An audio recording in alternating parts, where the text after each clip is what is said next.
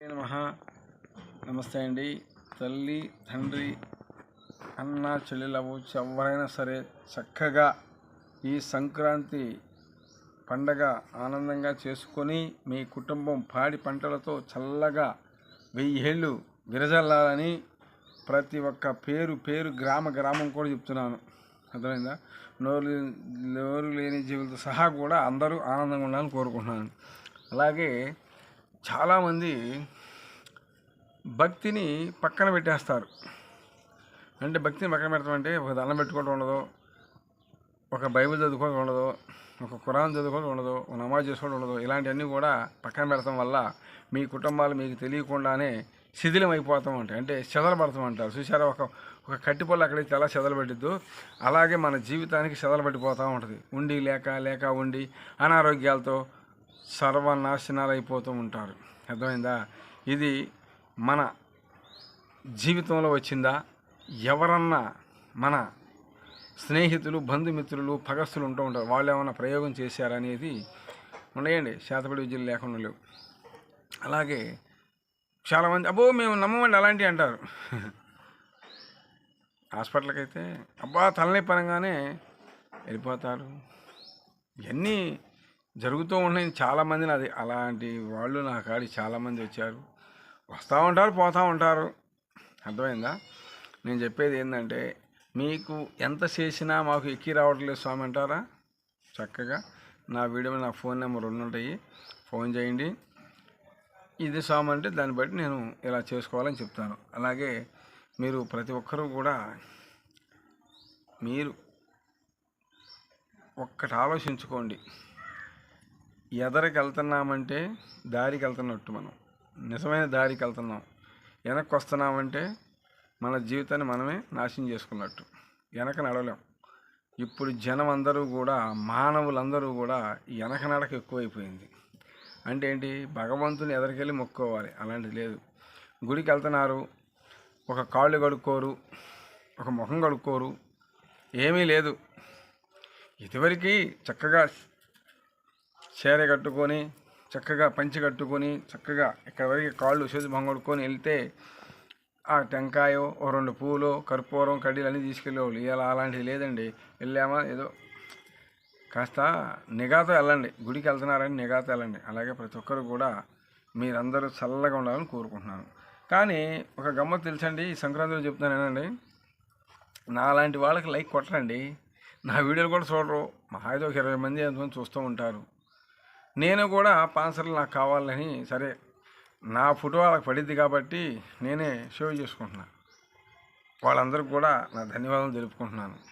Okay అనుకుంటున్నారు, కానీ నా వీడియోలు చూడండి, మీకు ఉపయోగపడతాయి. నేను చెప్పేది మంచే, అర్థమైందా? చెడు కాదు. చక్కగా ఆ నాగు సకల దేవతలకు సాయం చేసింది ఆ నాగు.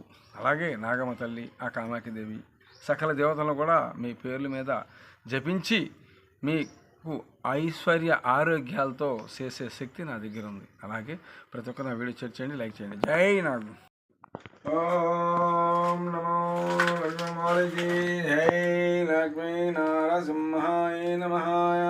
ఓం చంద్రలక్ష్మికి, గజలక్ష్మికి, ధనలక్ష్మికి, సౌభాగ్యలక్ష్మికి జై. ఓం భగవతి నమః. ఓం భద్రలక్ష్మీ నమః. ఓం గజలక్ష్మీ నమః. అదండి నాగుకి జై. నాగలోక శక్తి అధిపతులకి జై. ఓం నమో నాగేంద్రాయ. ఓం భగవతి నమః. ఓం లక్ష్మీ నరసింహాయ నమః. గండాలయ స్వామికి జై.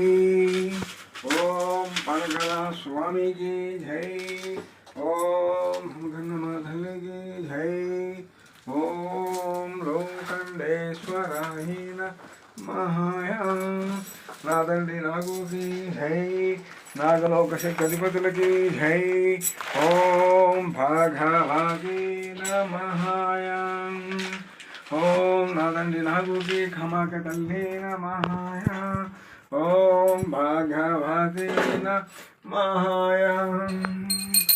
ఓం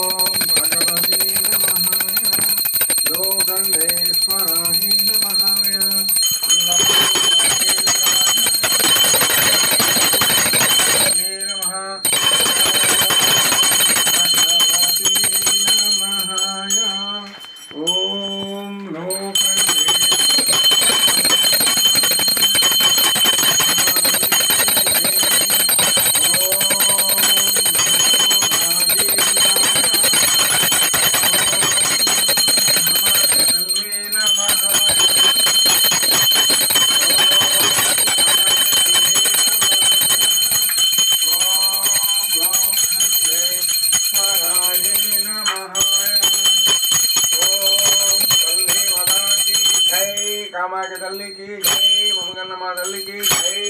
ఓం ఖండేశ్వరాయ నమః.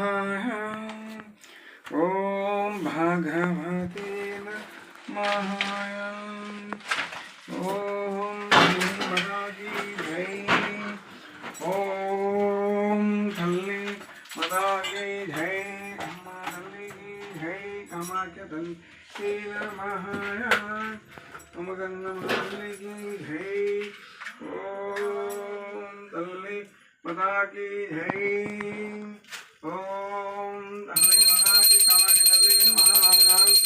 జై లక్ష్మీ వారికి జై మాత.